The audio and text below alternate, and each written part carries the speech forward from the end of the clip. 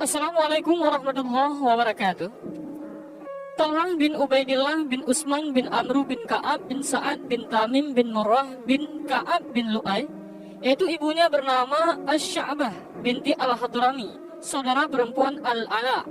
Wanita ini telah menyatakan dirinya sebagai seorang muslimah. Ia seorang pemuda Quraisy yang memilih profesi sebagai saudagar. Meski masih muda, Talha bin Ubaidillah punya kelebihan dalam strategi berdagang.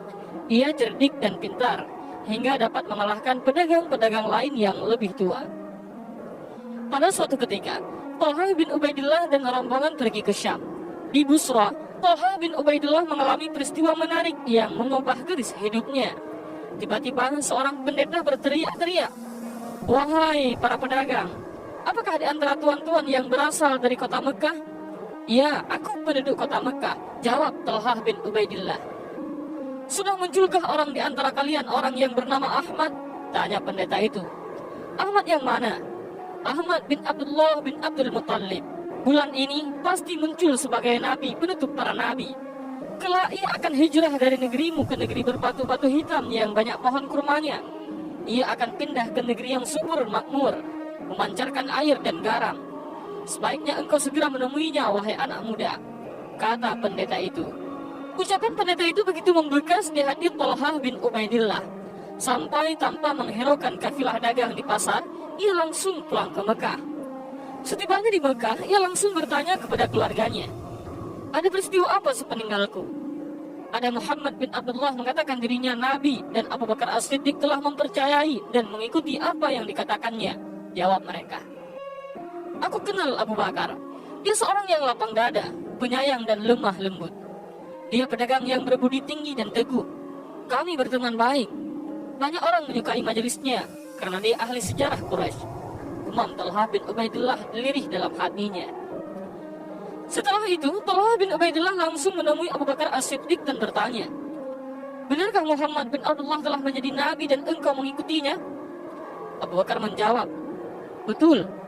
Kemudian Abu Bakar As-Siddiq menceritakan kisah Muhammad sejak peristiwa di Gua Hira sampai turunnya ayat pertama. Abu Bakar As-Siddiq mengajak Talha bin Ubaidillah untuk masuk Islam.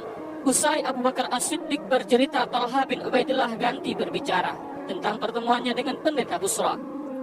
Abu Bakar As-Siddiq tercengang. Lalu Abu Bakar As-Siddiq mengajak Talha bin Ubaidillah untuk menemui Muhammad SAW dan menceritakan peristiwa yang dialaminya dengan pendeta Busra. Di hadapan Rasulullah, Talha bin Ubaidillah langsung mengucapkan 2 kalimat syahadat. Bagi keluarganya, masuk Islamnya Talha bin Ubaidillah bagaikan petir di siang bolong. Keluarganya dan orang-orang satu suku berusaha mengeluarkannya dari Islam. Mulanya dengan bujuk rayu, namun karena pendirian Talha bin Ubaidillah sangat kokoh, mereka akhirnya bertindak kasar. Siksaan demi siksaan mulai mendera tubuh anak muda yang santun itu.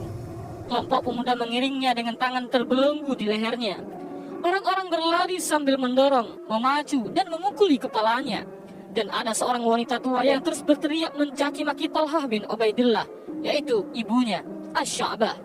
Tak hanya itu, pernah seorang lelaki Quraisy, Nawfal bin Khuwailid, yang menyeret Abu Bakar As-Siddiq dan Talha bin Ubaidillah, mengikat keduanya menjadi satu dan mendorong Al-Ghurju sampai darah mengalir dari tubuh sahabat yang mulia ini. Peristiwa ini mengakibatkan Abu Bakar As-Siddiq dan Talha bin Ubaidillah digelari Al-Qarnain atau sepasang sahabat yang mulia. Tak hanya sampai di sini saja cobaan dan ujian yang dihadapi Talha bin Ubaidillah. Semua itu tidak membuatnya surut, melainkan makin besar bakti dan perjuangannya dalam menegakkan Islam, hingga banyak gelar dan sebutan yang didapatnya, antara lain Asy-Syahidul Hayy ataupun syahid yang hidup. Julukan ini diperolehnya dalam perang Uhud. Saat itu barisan kaum muslimin terpecah belah dan kocar-kacir dari samping Rasulullah. Yang tersisa di dekat beliau hanya 11 orang Ansar dan Talha bin Ubaidillah dari Muhajirin. Rasulullah dan orang-orang yang mengontrol beliau naik ke bukit. Tadi dihadang oleh kaum musyrikin. "Siapa berani melawan mereka? Dia akan menjadi temanku kelak di surga," suruh Rasulullah. "Aku, wahai Rasulullah," kata Talha bin Ubaidillah. "Tidak, jangan engkau. Kau harus berada di tempatmu." "Aku, ya Rasulullah," kata seorang prajurit Ansar. "Ya, majulah," kata Rasulullah.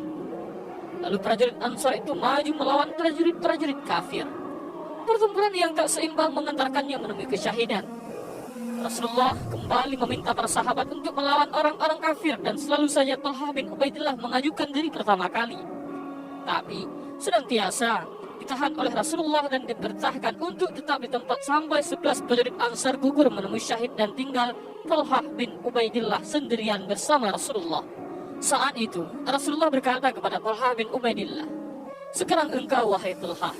Dan majulah Talha bin Ubaidillah dengan semangat jihad yang berkobar-kobar menerjang ke arah musuh dan mengusir mereka jangan mendekati Rasulullah. Lalu Talha berusaha menaikkan Rasulullah sendiri ke bukit, kemudian kembali menyerang hingga tak sedikit orang kafir yang tewas. Saat itu Abu Bakar As-Siddiq dan Abu Ubaidah bin Jarrah yang berada agak jauh dari Rasulullah telah sampai di dekat Rasulullah. "Tinggalkan aku, bantulah Talha kawan kalian," suruh Rasulullah. Keduanya bergegas mencari Talha bin Ubaidillah. Ketika ditemukan, ia dalam kondisi pingsan, sedangkan badannya berlumuran darah segar. Tak kurang 79 luka bekas tebasan pedang, tusukan tombak, dan lemparan panah yang memenuhi tubuhnya. Pergelangan tangannya putus sebelah.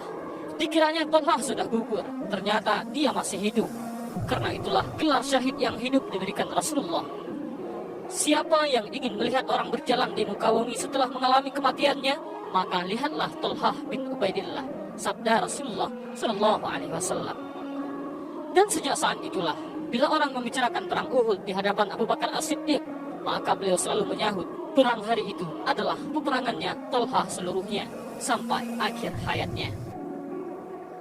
Talha bin Ubaidillah wafat pada usia 60 tahun dan dimakamkan di suatu tempat dekat padang rumput di Basrah. Rasulullah pernah berkata kepada para sahabat, "Orang ini termasuk yang gugur, dan barang siapa yang senang melihat orang syahid berjalan di atas muka bumi, maka lihatlah Talha bin Ubaidillah."